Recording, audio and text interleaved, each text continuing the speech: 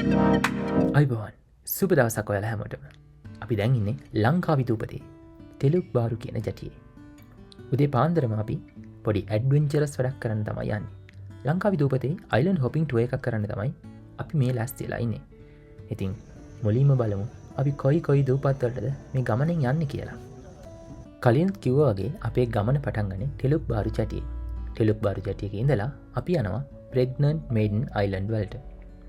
මේ දූපතේ අපි පොඩි වෙලාවක් ගත කරනවා. ඊට පස්සේ අපි යන්නේ සිංග බෙසා කියන දූපතට. මේ දූපතේ ඉන්න උකුසු රෑන් බලන්න තමයි අපි යන්නේ. එතනින් පස්සේ අපි යන්නේ අපේ ගමනේ අන්තිම දූපත වෙන අපේ ගමනාන්තය වෙන බෙරස් බාසා කියන ලස්සන දූපතට. ඒ දූපතේ ලස්සන මුහුදු තීරයට. මේ තමයි අපේ රූට් එක, අපේ ගමන් පතය. තෙලුක් බාරු වලින් පටන් අරන් ප්‍රෙග්නන්ට් මෙන් අයිලන්ඩ් වලට ගිහිල්ලා සිංග බෙසා වලින් බෙරස් බාසාවලට ගිහිල්ලා ආපහු ටෙලුක් බාරු ජටියකට පැය 4ක සවාරියක්. ඉතින් එකතු වෙලා ඉන්න අපේ වීඩියෝ එකත් එක්ක බලමු අපි කොහොමද මේ අයිලන්ඩ් හොපින් ටුවර් එක එන්ජොයි කරේ කියලා.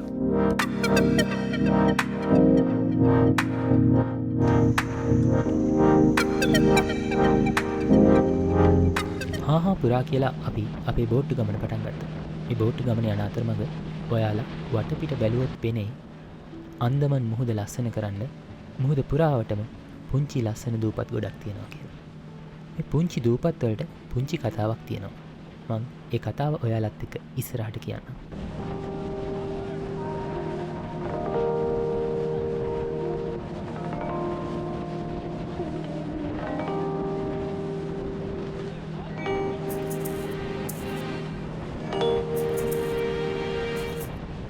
ඔයාලට මේ පේන්නේ අන්දමන් මුහුද. අන්දමන් මුහුදේ ලස්සන රටාම වන්නේ පුංචි දූපත්. මම දැන් කියන්න හදන්නේ ඒ පුංචි දූපත්වල කතාව. ඔයාලා විශ්වාස කරනවද මේ පුංචි දූපත්වල කතාව මලය අර්ධද්වීපයේ ආරම්භයටම දිව යනවා කියලා? මීට අවුරුදු මිලියන 40කට කලින් ඉන්දුනීසියාව, මැලේසියාව තිබ්බ භූමි ප්‍රදේශයේ තිබිලා තියෙන වැඩි හරියක් මුහුදෙන් යට වෙලා. හැබැයි අවුරුදු මිලියන 25 30 අතර කලින් වුණ භූතැටි ගැටීමක් හින්දා මේ භූමි ප්‍රදේශය මුහුදෙන් ඉහළට එසවෙනවා. ඒක ගොඩක් ලොකු භූමි ප්‍රදේශයක්. අපි ඒකට කියනවා සන්ඩර්ලෑන්ඩ් කියලා. කොහොම හරි මේ කාලේ තමයි අයිස් ඒජ් එක තිබ්බේ. ඉතින් සී ලෙවල් එක ගොඩක් පහතින් තියෙන්නේ. හැබැයි පස්සේ ටිකෙන් ටික අයිස් ඒජ් එක ඉවර වෙලා ග්ලැසියර්ස් දිය වෙද්දී අර භූමි ප්‍රදේශයේ වැඩි ප්‍රමාණයක් මුහුදෙන් යට වෙන්න ගන්නවා.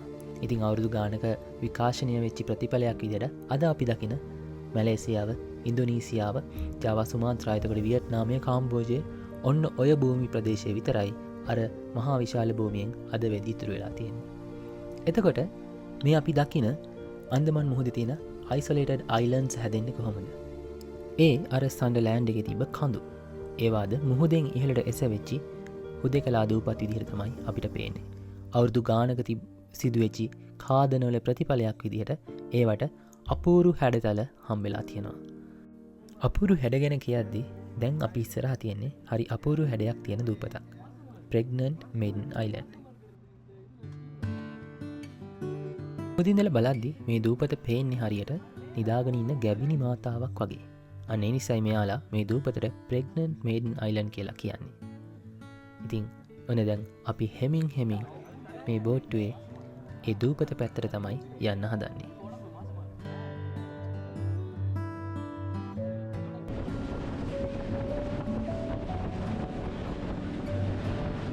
මම කලිනුත් කිව්වගේ අපි මේ යන ගමන් ඉන්නේ ප්‍රෙග්නන්ට් මේඩන් අයිලන්ඩ් දිහාවට. බලන්න මේ මුහුද මාර ලස්සනයි. අන්දමන් මුහුදට මේ වගේ ලස්සන නිල් පාටක් එන්න එක හේතුවක් තමයි මේ මුහුදේ යට තියෙන සෑන්ඩ් බෙඩ් එක සුදු පාට වැලි වලින්, සුදු පාට වැලි තලාවකින් තමයි සැරසිලා තියෙන්නේ. අනික් හේතුව තමයි අන්දමන් මුහුදේ වැඩි වශයෙන් කොරල් පර තියෙන එක. එහෙනම් ඔයාලා මේ පරිසරයේ තියෙන ලස්සන වීඩියෝ එකකින් විඳ ගන්න මම ටිකකට නවතින්නම්.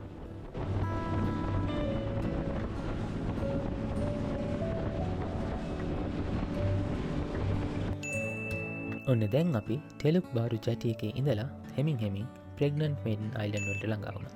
මේ තමයි ප්‍රෙග්නන්ට් මේඩන් අයිලන්ඩ්. මුහුදට පේන විදිහ.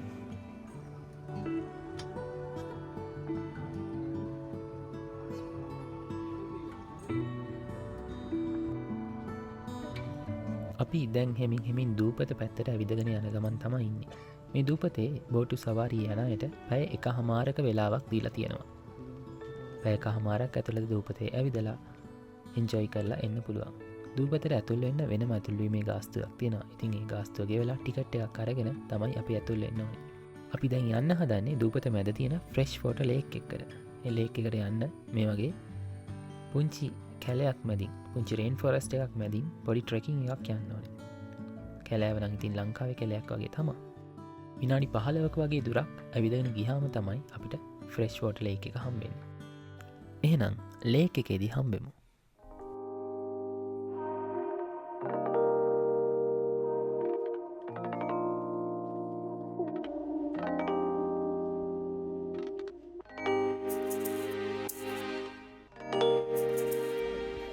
ඔන්න අපි මේ දූපත මැද තියෙන පුංචි වැවට ළඟ වුණා.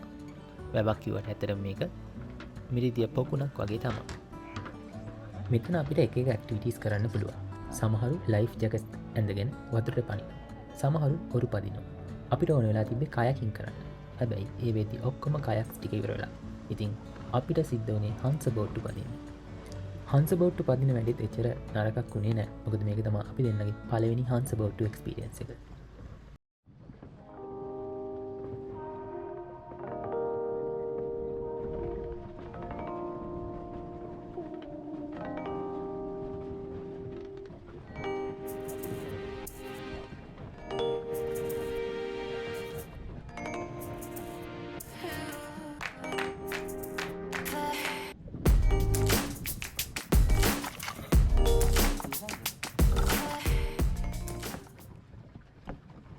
මේ විලක් සොබාදහමේ හරිම ලස්සන නිර්මාණයක්. කඳු වැටි වලින් වට වෙලා හැදිච්ච පුංචි විලක්. අපේ ටාගට් එක උනේ කොහොම හරි එහා පැත්තේ කඳු වැටියක් ළඟට යන එක. අපිට තිබ්බේ පැය භාගයක් වගේ වෙලාවක්. ඉතින් අපි පණ යනකම් හංස බෝට්ටුව පැඩල් කරා එහා කොනේ ඉඳලා මෙහා කොනට.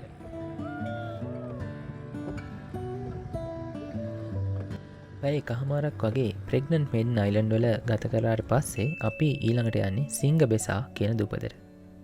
මෙන්න මේ ලස්සන උකුස්ස බලන්න. මේ ගමනේදී හරිම ලස්සන දුමුරු පාට උකුසු විශේෂයක් අපිට බලා ගන්න පුළුවන්. එයාලා ලංකාවේ දූපතට ආවෙනිකයි කියලා තමයි කියන්නේ.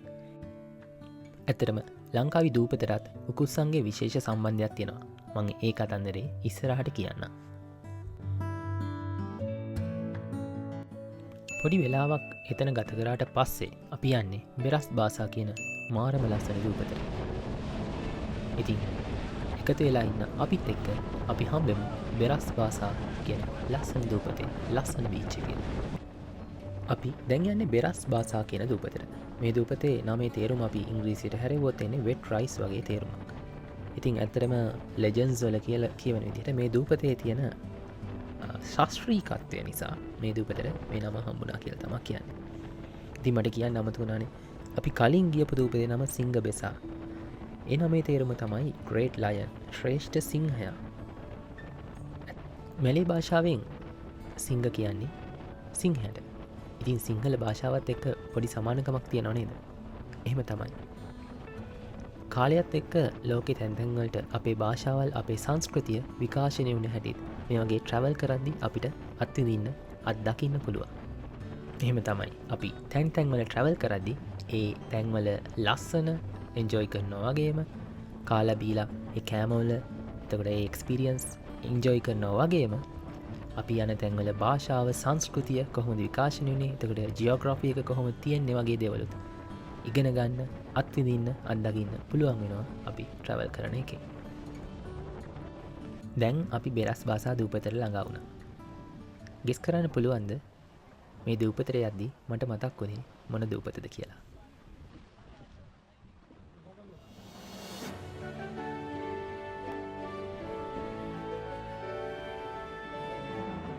අපි හැමෝම පොඩි කාලේ හරිම ආසාවෙන් බලපු රොබින්සන් අන්දරේ අපු දූපත තමයි මට නම් මතක් වුණේ.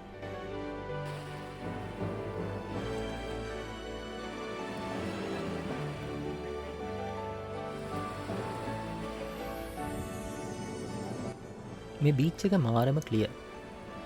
ඒ නිසා මෙතෙන්ට එන අය සෑහෙන ස්නෝක්ලින් කරනවා. අපිට ඇත්තටම ඒක කරන්න බැරි වුණා. ඇත්තටම මම මෙතන ඉඳලා මේ බීච් එකේ ඉඳලත් මට මුහුදේ ඇතුළේ ඉන්න මාළුන්ව වීඩියෝ කරගන්න පුළුවන් වුණා. මෙතන මාර ලස්සන අපි ලංකාවේ ටැංකිවල ඇති කරනව තරම් ලස්සන මාළු මෙතන හිටියා. ඉතින් ඊළඟ පාර නම් ස්නෝක්ලින් කරන්න chance එකක් ආවොත් මං මිස් කරගන්නේ නැහැ කියලා හිතාගත්තා. මේ බීච් එකෙත් පැය පැයක් වගේ වෙලාවක් ගත කරලා පස්සේ අපි ආපහු ටෙලුක් බාරු ජැටියට ළඟා වුණා. අපේ බෝට්ටු සවාරිය මෙතනින් ඉවරයි. අපේ බෝට්ටු ගමන පැය 4-5කින් ඉවර වුණා. උදේම ගියපු හින්දා අපිට දවසේ සෑහෙන වෙලාවක් ඉතුරු වුණා. ඉතින් අපි තීරණය කරා එදා හවස් වරුවත් පෙන්ටායි චෙනන් බීච් එකේ ගත කරන්න ඕනේ කියලා. පෙන්ටායි චෙනන් කියන්නේ ලංකාවේ දූපතේ තියෙන ගොඩක් ප්‍රසිද්ධ බීච් එකක්. ඔයා කැමති නම් ජෙට් ස්කීයින් කරන්න, පැරාසේලින් කරන්න, එහෙමත් නැත්නම් බනානා බෝට් රයිඩ් එකක් යන්න මේ ඕන දෙයක් පෙන්ටායි චෙනන් වලදී කරන්න පුළුවන්. ඒ මොකටවත් කැමති නැත්නම් රිලැක්ස් එකේ දිගා වෙලා ඉර බහින හැටි කූල් එකේ බලන් ඉන්නත් පෙන්ටායි චෙනන් බීච් එකේදී ඔයාලට පුළුවන්. ඉතින් අපි දෙන්නත් රිලැක්ස් එකේ බීච් එකට වෙලා ඉර බහින හැටි බලන් හිටියා. හවස් වෙන්න බීච් එකට සෙනග ඇදෙනවා.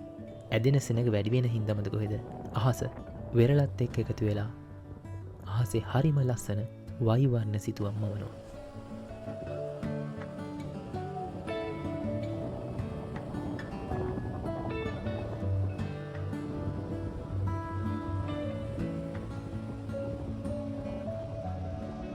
මේ බීච් එකේ නයිට් ලයිෆ් එක වෙනම කතාවක්. මම ඒ ගැන ඊළඟ වීඩියෝ එකේදී කියන්නම්. ඉතින් අපේ ඊළඟ වීඩියෝ එක කඩලාන වනයක් මැදින් මුහුදට සේන්දු වෙලා තායිලන්ත බෝඩරේටම ගියපු ඇඩ්වෙන්චරස් ගමන. ඉතින් අපේ ඊළඟ වීඩියෝ එකත් එක්කත් එකතු වෙන්න කියලා මේ ගමම අපි ඔයාලට ආරාධනා කරනවා.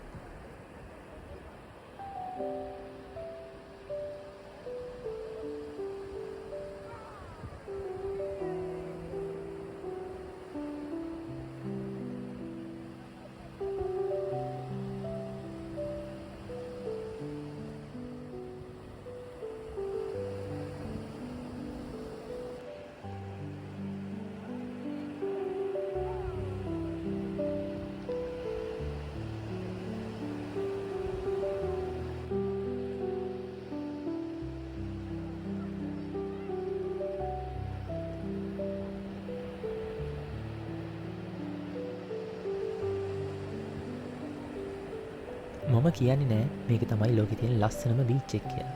හැබැයි මම මේ වෙනකන් අත්විඳපු ලස්සනම හැන්දෑව තමයි මේක.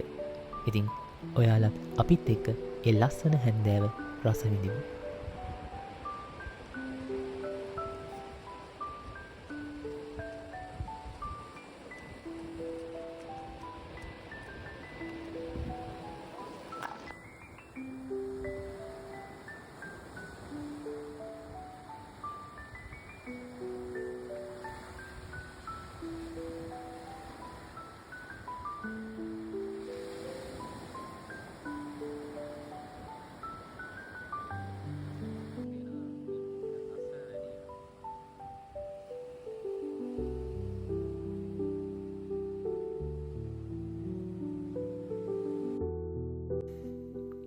ලංකාවි දූපතට බැසයද්දි හිරු මඩල තනිවෙච්චි වලාකුළ සිපගද්දි මූදු තෙර දම්පාට අහස යට සුදුපාට වෙරළ මත පටලවා අපත ඇත පියනගම නිදහසට.